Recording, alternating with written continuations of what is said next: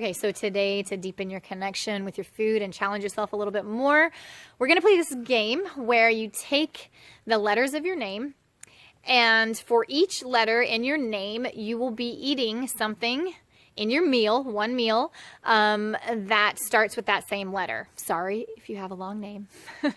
I have a short name. Or sorry if you have like crazy letters in your name that are like Z, and things that are difficult to think of food with, but we're doing it. So it's like, A-M-Y, have a short name, have to have something that starts with an A, something that starts with an M, something that starts with a Y.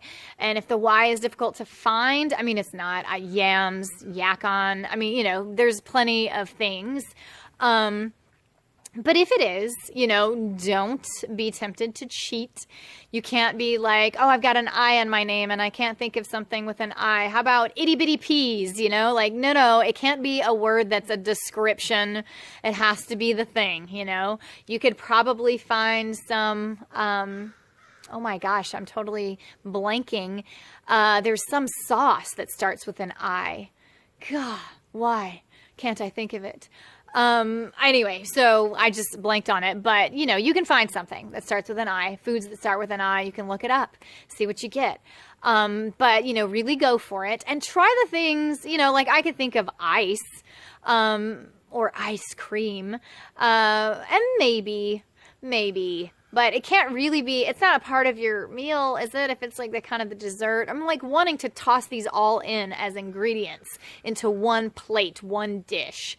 And I know that'll be challenging, but that's what we want to do is just like play and give ourselves a challenge. And also, but what I was saying about the ice cream is like, push it to the stuff that you don't know mostly, right? If it's like you think of ice cream, fine. But if you think of some other crazy sauce that starts with an I, try that, obviously you might not have that on hand, but, try to push it into the most challenging, most sorted and, sort of playful place.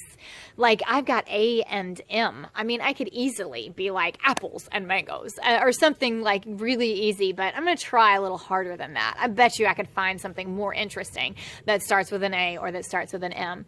And the other thing here, because I've got that short name, is that, one, if your name is really short, that's kind of a cheat. Like I should probably use another one of my initials so that you at least have four, so Amy P or something, I could use those.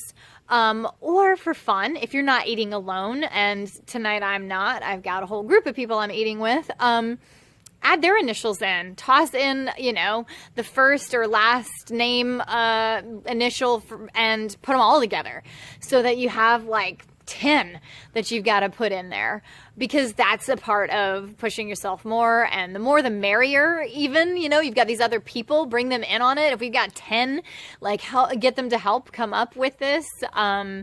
And yeah, like I said, it never hurts to challenge yourself more, because there's just more fun in it. There's just more to do, more puzzles to solve, more new foods to try, more things to look up and like remember foods that you never thought of, or more things to try to incorporate into this one dinner. You might find like the most amazing dinner, or new sauce or new flavor combo, just from trying to have to put in all these things. Or it might be pretty nasty too. And that's good to know too, because then you don't do it again. And because, whatever, then you're smiling. And that's all that counts, is we're smiling and we're trying stuff, and it all has to do with our food. And without us even noticing, whether we notice or not, it expands us and connects us more to our food. So